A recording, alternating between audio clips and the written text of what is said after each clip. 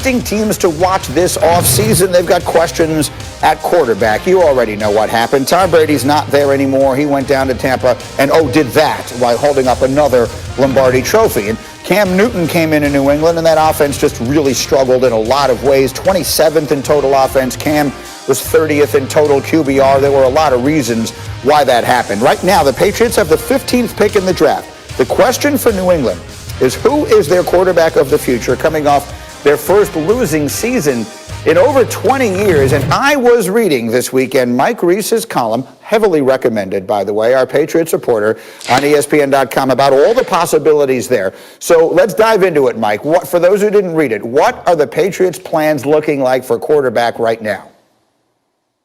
Well, Greeny, here's the summary. There's no surefire answer for the Patriots. So here's how someone in the organization explained it to me. They said, we're going to do what we always do, explore every option. Could be the draft, could be free agency, could be trades. And they feel like they're in a good financial position with the salary cap, that if the right opportunity presents itself, that they can pounce. There is one other thought from those around this situation, that timing is important for them to get a quarterback for the start of free agency. So if they're out recruiting a top receiver or top tight end, that player knows who might be throwing them the football. So that aspect part of this conversation as well. I underlined that part of it, even though I was reading it digitally, because, and that was a joke. But the reason I did is because that would suggest that Mac Jones is not what you're thinking, that everyone is putting Nick Saban and Bill Belichick together, and maybe we're getting 5, but we're all thinking that makes all the sense in the world, but that's not something that they could do between now and the beginning of free agency.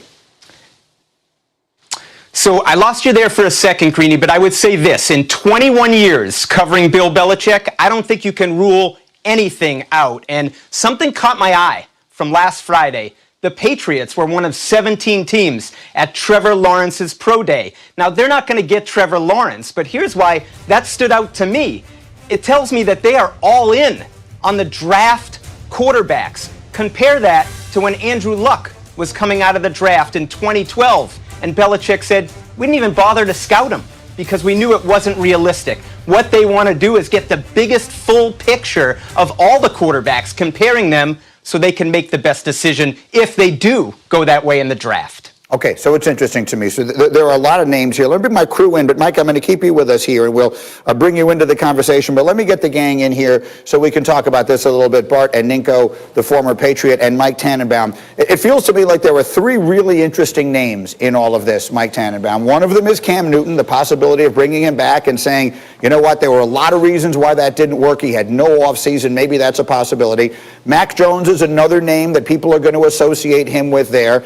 And because Mike Reiss couldn't hear me, I didn't want to ask him a question in case he couldn't. But in his column, he mentions the name Marcus Mariota as a possibility of someone that the Patriots he could see potentially bringing in, along with Jimmy Garoppolo. Of those options, Mike T., which do you think, knowing Belichick as you do, seems the likeliest? Yeah, Coach Belichick is always going to think long-term, and that's why I think it's going to be Mac Jones. And in my opinion, he's going to have to trade up above Carolina at 8 to go get Mac Jones. Matt Rule coached Mac Jones, the head coach of the Carolina Panthers, in the Senior Bowl. He loved him. I think the sweet spot to get Mac Jones is 7. And I worked for Coach Belichick twice, and one of his many superpowers, Greeny, is he doesn't care. He's dispassionate, and he's always going to think long-term. So while the rest of us will think from a human nature standpoint, Brady won one, there's a sense of urgency, he's always going to think long-term, and Mac Jones gives him the best chance to win over and over again long-term, and that's what I think they do. Interesting perspective. So, Mike T., you worked for him. Rob Ninkovich, you played for him. What is your sense of the likeliest route that Bill goes now, looking at the quarterback, looking at Brady down there with another ring and who knows how many still to come? What do you think Bill does?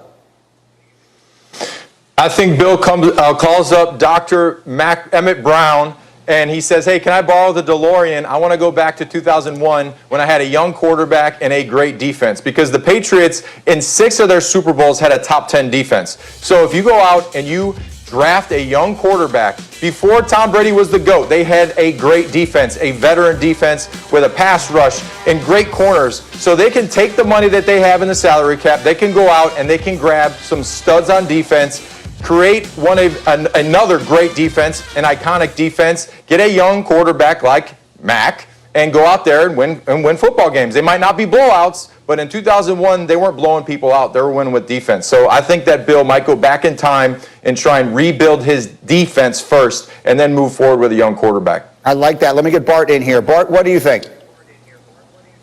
Well, he can go back in the hot tub time machine and all he wants, but guess what? When he comes back with that great defense, he's going to be in the future, and the future is offense. That's how you win in this league. Yes, you win championships with defense, but how crazy is this? Last year, they were telling us that Jarrett Stidham was the guy. What happened to that guy? And I think that you think about Cam Newton. I think Cam Newton feels more comfortable going back with Ron Rivera in Washington when he looks at that team was a playoff team in a division in which they don't have anybody that's a viable threat. We don't know who's going to play quarterback within that division. So you look at, it's crazy that the New England Patriots are the team with money that nobody wants to take. Because if I'm a receiver, I'm looking at all my other options because I don't know who's going to throw me the football. I think Marcus Mariota may be the best chance they have, a retread, a bridge quarterback, even if they're going to bring in a guy like Mac Jones, because this guy isn't ready to be thrown to the wolves. I know he went with Nick Saban, but that doesn't mean he's ready for the big time.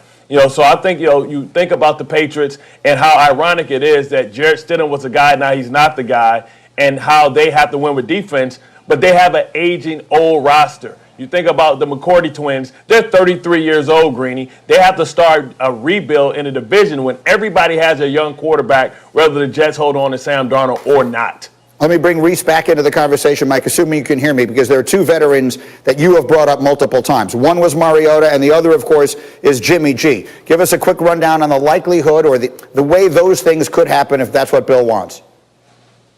Definitely, Greeny. I think if you contrast it, Jimmy G, is San Francisco even going to be willing to trade him?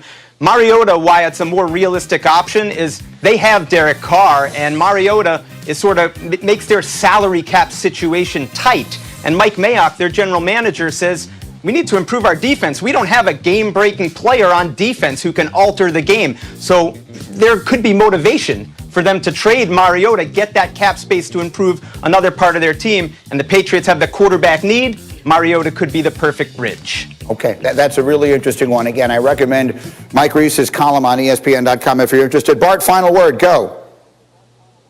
Yes, wouldn't Jacoby Brissett be a better option than Marcus Mariota, especially if we're anticipating that Wentz is going to Indianapolis? It creates a void there so they can maybe pick up a guy like Jacoby Brissett. I'd rather have Jacoby Brissett, who's been in our system, who knows what his strengths and weaknesses are, other than Marcus Mariota that's been inconsistent his entire career. Remember, Brissett was there previously. Race, super quick, Mike Reese. Jacoby Brissett, any chance? I'd be surprised at that, Greeny. I think when they traded him after he was here, I think they felt there was a plateau there in the system, and to me, they would have to reverse course to go in that direction from where they were headed before. I got to get up and go. Outstanding. Mike Reese, thank you as always. Let me get up and go because it's been a busy